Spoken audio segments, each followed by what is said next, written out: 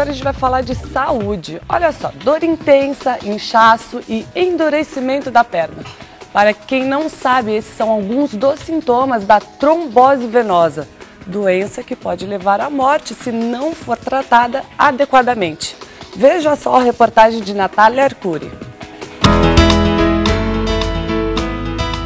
Como é gostoso partir para uma bela caminhada logo cedo.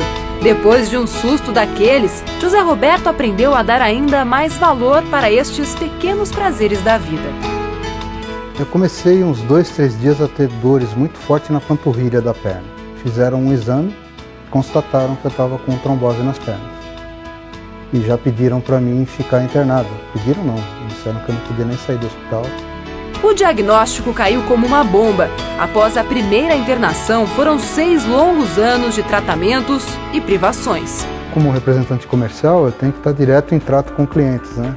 Então, nesse fator, prejudicou bastante, porque eu ficava muito tempo imobilizado, né? No começo, o pessoal recomendava muito repouso, perna para cima, constante. E a própria dor me limitava, né? Então, isso no trabalho, isso na vida social, né? Lazer não tinha praticamente, porque a dor impedia, né? A trombose venosa acontece quando um coágulo se forma dentro de uma veia.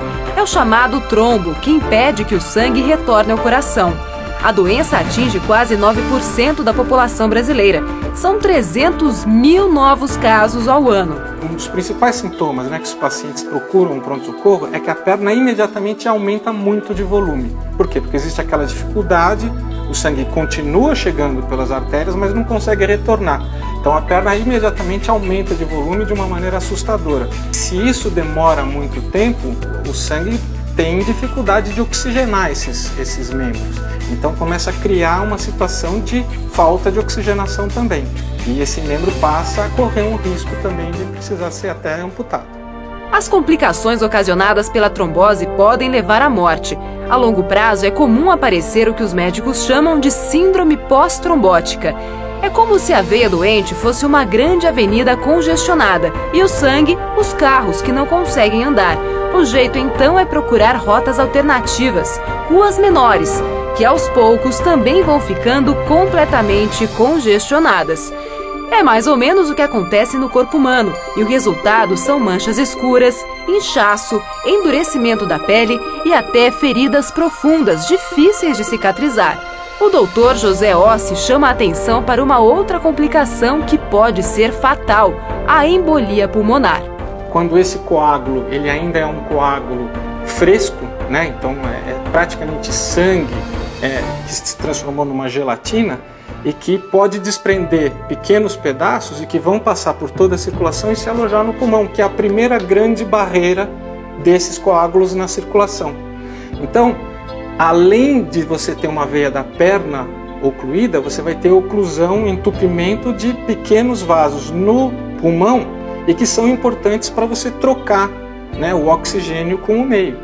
Então o que acontece? Essas pessoas passam a ter uma falta de ar, uma falta de oxigenação de todo o organismo, que pode ser muito importante ao ponto de poder ser fatal. A maioria dos pacientes que desenvolvem a trombose já nasce com a predisposição genética para ter a doença, mas existem fatores de risco que aumentam as chances dos coágulos se formarem nas veias. O perigo está no tabagismo, nos anticoncepcionais e até em viagens de longa distância. Mas os principais causadores, segundo os médicos, são os traumas como fraturas expostas e também as cirurgias. E foi exatamente após uma intervenção cirúrgica por causa de um câncer que o Igor acabou desenvolvendo a trombose. Você já vinha de um câncer e descobriu que ainda tinha trombose. O que mais te assustou? O câncer assustou mais porque foi no começo. E depois que você passa por isso, você acaba, sabendo lutar por qualquer coisa, Mas a trombose foi um tratamento muito duro também.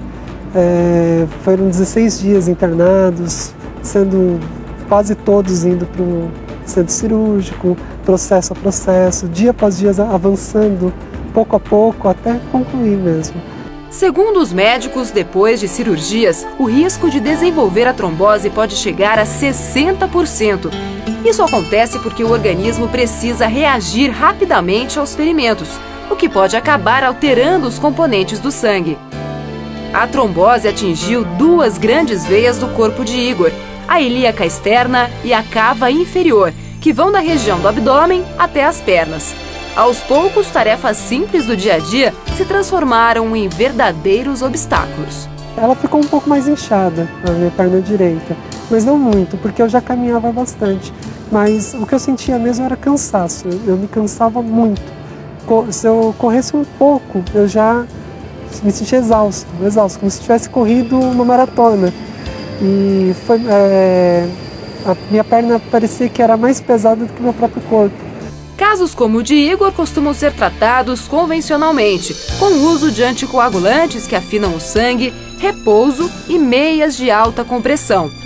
As medidas aliviam os sintomas agudos, como o inchaço exagerado, mas não eliminam os coágulos. Sendo assim, os riscos de uma complicação permanecem ao longo de toda a vida. A solução definitiva pode estar em um novo método, que já está disponível no Brasil, o tratamento endovascular.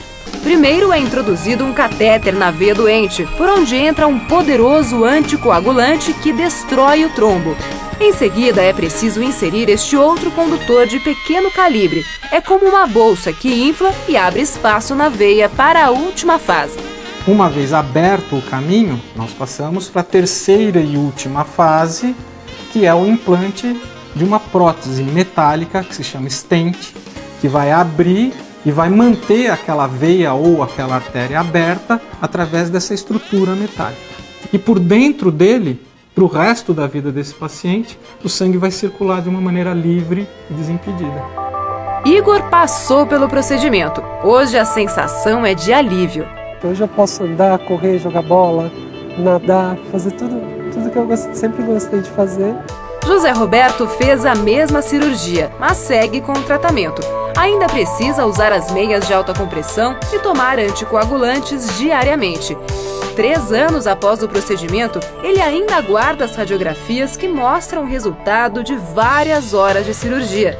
Os stents vão permanecer com ele para o resto da vida, mas ele nem liga. Viver é tudo que ele quer. Depois que houve o procedimento, que foi colocado isso daí, esses stents que eu falei, a qualidade de vida foi restabelecida. E a alegria também, né? Porque o que a gente quer, na verdade, é ser feliz, né? Muitos planos aqui pra frente? Nossa, vários. Viver mais 150 anos.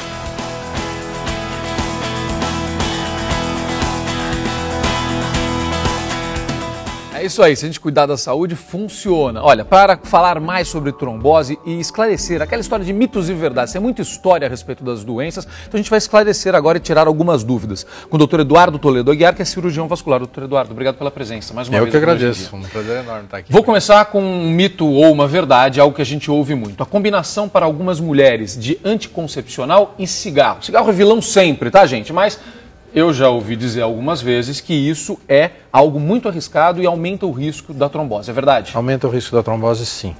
Toda mulher que toma hormônio, pode ser anticoncepcional ou terapia de reposição hormonal, aumenta o risco dela ter trombose. Não que ela vá ter trombose. Claro que você vê o número de mulheres que tomam anticoncepcional e que não tem absolutamente nada. Porém, aumenta o risco. Se você juntar isso, o cigarro, você está aumentando mais um fator ainda. Digamos que a mulher tem uma predisposição genética, uma alteração do equilíbrio coagulação-anticoagulação. Então aí já começa a coisa a complicar. Aí a trombose pode ocorrer espontaneamente, sem... Doutor, trombose venosa atinge mais homens ou mulheres? Por quê?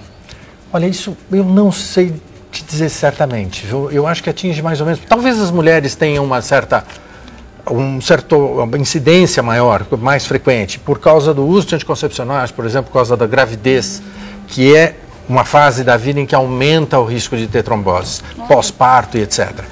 Mas, em geral, por exemplo, você vê na trombose venosa comum, que é aquela que ocorre em hospital, pós-trauma, pós-cirurgia ortopédica, assim, tanto homem quanto mulher pode ter. Agora, as varizes, os vasinhos, eles têm chance de virar trombose? Esse aqui é um grande problema. É? Até tem, mas olha, na minha maneira de ver, é como ganhar na cena. Quer dizer, uma pessoa ter uma trombose venosa por causa de varizes, as varizes ou a doença venosa crônica, como a gente chama atualmente, né? As varizes é uma manifestação dessa doença, é uma doença que evolui em anos. 20 anos, 25 anos. Quer dizer, depois desse tempo todo, pode ser que as veias fiquem tão estragadas que possa até haver uma trombose venosa. mas o risco é pequeno. Doutor, ter vasinhos e ter essas coisas não quer dizer que vai ter trombose. Doutora, a trombose venosa é uma doença silenciosa? E como faz para as pessoas saberem, por exemplo, que tem? Só um médico pode detectar? Aí é que tá. É uma doença silenciosa porque ela pode acontecer de repente. É sempre um quadro agudo. Trombose quer dizer formação, foi dito até na reportagem, formação de um coágulo dentro da veia. Isso é um quadro agudo, acontece de repente. É um fator que desencadeia a reação, coagulou. Então, entope de repente. Por isso que a gente não percebe. Agora, o que se diz de silencioso é o seguinte. A pessoa está internada no hospital porque teve, sei lá, uma pessoa idosa que teve uma pneumonia e ficou internada durante uns dias acamada. Alguém, por exemplo, no idoso também, a fratura do quadril, que é comum, uma fratura em qualquer outra pessoa, uma cirurgia ortopédica maior, uma coisa assim. São fatores, a pessoa fica acamada e restrita no hospital sem movimento da perna. Isso já é um fator de trombose. E a pessoa pode ter a trombose no hospital sem perceber absolutamente nada, sem sintoma nenhum. Por isso que hoje em dia os hospitais já estão prevenindo isso, já existem até comissões como de infecção hospitalar, existe em alguns hospitais a de trombose venosa, já existem medidas para prevenir a trombose venosa no hospital. Para a gente terminar mais uma que a gente sempre ouve, doutora, a história dos voos longos, isso realmente pode provocar trombose? A gente vê muita gente falar isso, olha, voei muito tempo, estou preocupado, vou fazer uma viagem longa e tem que andar no avião. Existe esse risco? Existe esse risco, principalmente nas pessoas mais idosas, por exemplo, algumas pessoas que têm já uma tendência, uma predisposição a ter.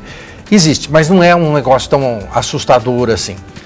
Toda viagem acima, principalmente essas viagens longas, acima de 6 horas, 8 horas, o ideal é que a pessoa levante, faça movimentos com o tornozelo, de flexão do tornozelo mesmo, né, do pé sobre mesmo a perna, isso, e andar um pouco durante o voo.